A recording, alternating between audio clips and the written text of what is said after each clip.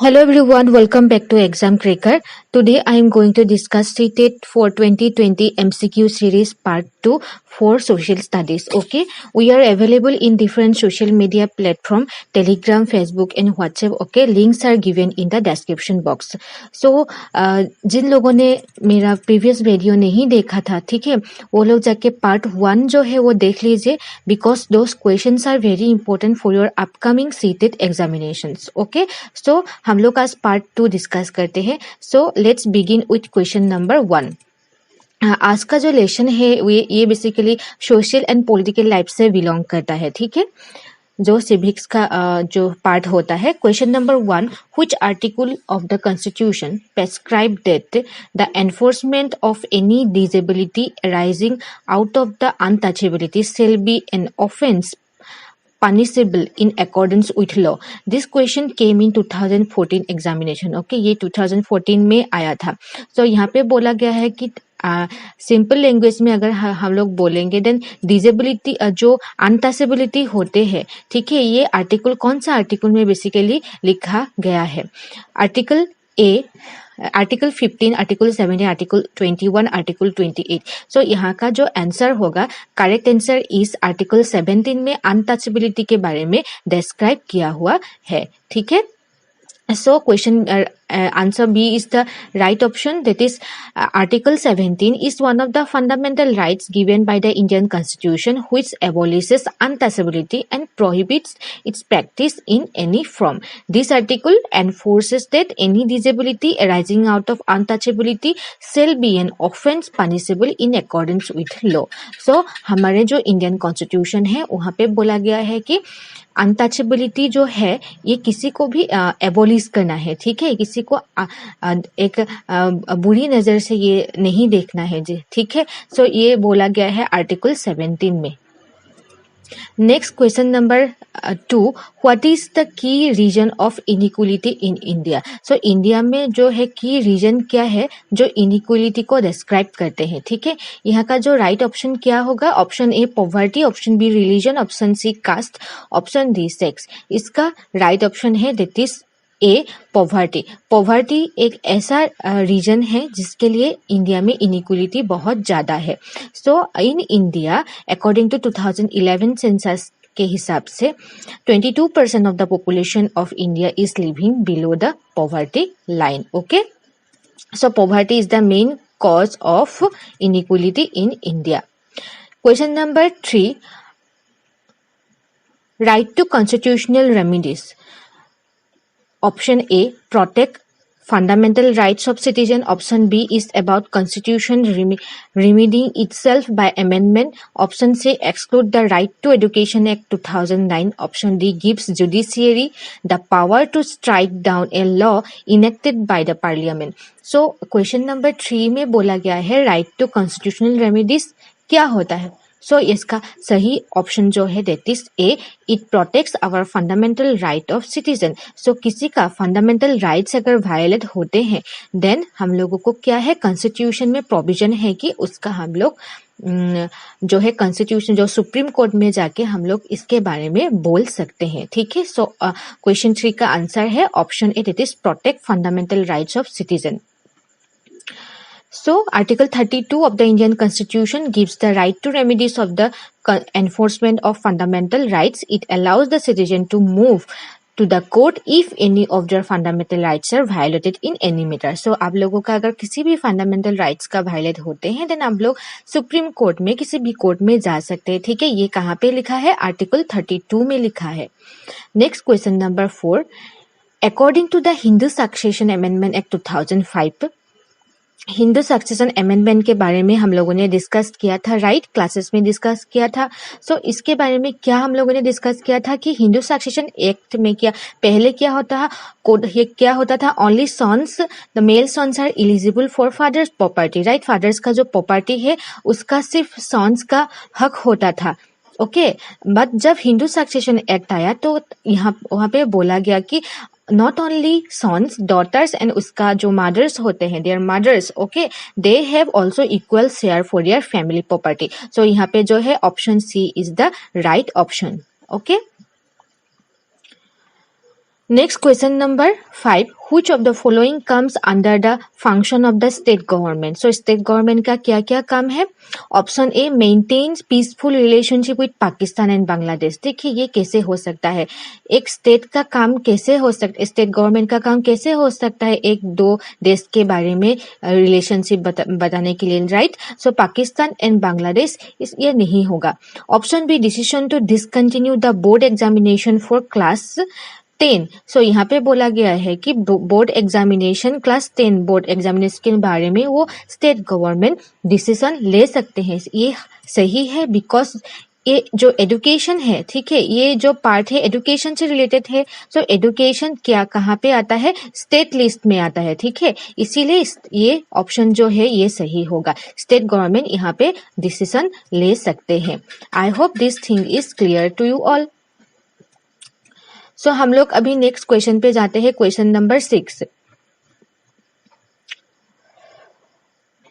Question number 6, drop out rates of Dalit and Adivasi girls are highest because. So Dalit लोगों का और आदिवासी लोगों का जो गर्ल्स होते हैं उसका जो ड्रॉप आउट रेट्स होता है, सो वो लोग स्कूल जाते हैं बट कुछ ही दिन के बाद वो लोग स्कूल छोड़ देते हैं, ठीक है। Drop out rate Dalit and Adivasi girls के लिए हाईएस्ट है। इसका मेन रीजन क्या है? Option A, their parents do not value education. Option B, of poverty and social discrimination. Option C, non-availability of all girls schools.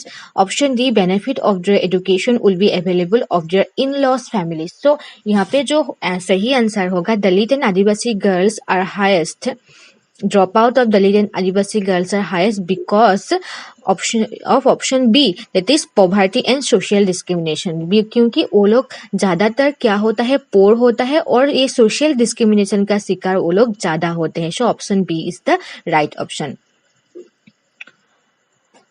The main reason of the dropout of Dalit, Adivasi and Muslim girls from school is poverty and social discrimination. This is a common practice in rural and tribal areas. Some families are not earning enough to send their children to schools. Okay, so poverty and social discrimination ही जो है ये यहाँ पे सही है। Next हम लोग discuss करेंगे question number 7, which one of the following is not a social advertisement. यहाँ पे कौन सा सोशल एडवर्टाइजमेंट नहीं है पूछा गया है, ठीक है। अतिथि देवो भव। ऑप्शन बी, लाइफ इंश्योरेंस जिंदगी के साथ भी जिंदगी के बाद भी।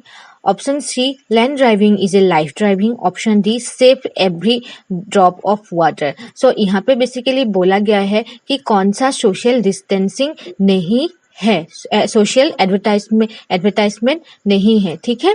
सो यहाँ का जो आंसर होगा that is answer B, that is life insurance advertisement is not a social advertisement. Social advertisement is the way in which media is used to inform public about a social issue or to influence their behavior towards the society. Next question number 8, identify the issues which is hardly focused upon the media despite the significant. So किसी एक topic के ऊपर significant वो है मगर जो media है वो ज्यादा फोकस नहीं कर रहे हैं, ठीक है। कौन सा ऐसा एक इश्यू से यहाँ पे पूछा है? Option A, murders and killings. Option B, demolition of buildings. Option C, gender sensitivity. Option D, drinking water. यहाँ पे जो सही ऑप्शन है that is option D, drinking water के बारे में ज्यादा न्यूज चैनल जो है मीडिया वो नहीं दिखाते हैं, बट जो इंटरेस्टिंग न्यूज होता है जहाँ पे लोग ज्यादातर अट्रैक्ट होते हैं वही न्यूज दिखाते हैं, ठीक है। Next question number 9, with reference to judiciary, identify the odd one out of the following provisions. Option A, separation of powers. Option B, once appointed to office, it is very difficult to remove a judge.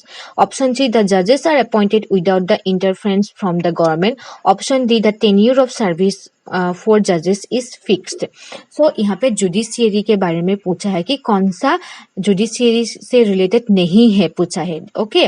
सो यहाँ पे जो होगा option D is the right option, the tenure of the service for जजेस is fix, ठीक है। यहाँ पे क्या होता है, ये it is the odd one, okay. जो टेन्योर होता है जजेस का, ठीक है, वो ज्यादातर क्या होता है, वो रिटायरमेंट तक रहता है, ठीक है, इसीलिए ये नहीं होगा यहाँ पे।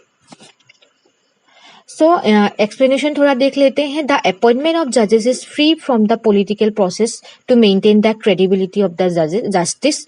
जो जजेस होता है वो पॉलिटिकल प्रेशर से वो जज नहीं बनते हैं एंड अपॉइंटमेंट भी नहीं होता है विद पॉलिटिकल प्रेशर्स. द जजेस are appointed through a process of selection based on the experience of practice. जजेस जो सिलेक्ट होते हैं उसका एक्सपीरियंस कितना है, प्रैक्टिस कितना है, उसके ऊपर ही डिपेंड करते हैं.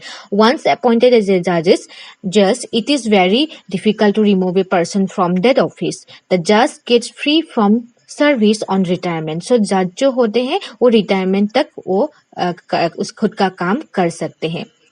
Next question number 10. D.K. Basu guidelines laid down by Supreme Court of India are about. जो D.K. Basu का जो गाइडलाइन है वो क्या है बाय द सुप्रीम कोर्ट, ये यहाँ पे पूछा है. सो हम लोग डायरेक्टली ये D.K. Basu का केस पे ही जाते हैं. ये क्या है? D.K. Basu guidelines to be followed while making the arrest include the following points.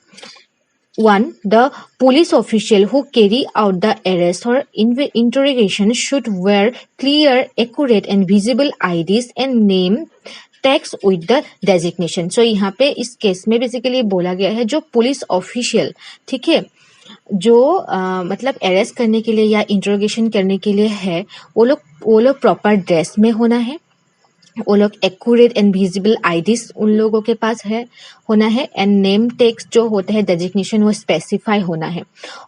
Number 2, A memo of arrest should be prepared at the time of arrest and should include the time and date of arrest. It should be arrested by at least one witness who could include a member of a family of a person arrested. The memo should be countersign by the person arrested. Okay, so जिसको arrest किया गया है उसका कुछ family member उस time पे होना है. ठीक है, बेसिकली ये D.K. Basu गाइडलाइंस है जो उस टाइम पे 2014 का ये क्वेश्चन है, इस टाइम पे बहुत फेमस हुआ था. ठीक है, और न्यूज में भी बेसिकली था ये D.K. Basu जो गाइडलाइंस है. ठीक है, सो हम लोग यहाँ तक ही डिस्कस करते हैं D.K. Basu गाइडलाइंस तक. क्वेश्चन नंबर 10 तक हम लोगों ने डिस्कस कर लिया है पार्ट 2 का. ठीक है, and if you have any doubts you can ask in the comment section below. ठीक है, आप लोग कमेंट सेक्शन में जाके पूछ सकते हैं किसी भी डाउट से. और एग्जाम क्रैकर चैनल में ही आप लोगों को मिलेगा UGC नेट स्लेट क्लासेस का प्रिपरेशन कर सकते हैं and higher secondary TET and CTET के लिए भी आप लोग प्रिपरेशन कर सकते हैं. सो आप लोगों को अगर इंटरेस्टेड है किसी भी कोर्स में इस नंबर पे जाके आप लोग कॉल कर सकते हैं 6000575929. Okay, so thank you for watching and God bless you all.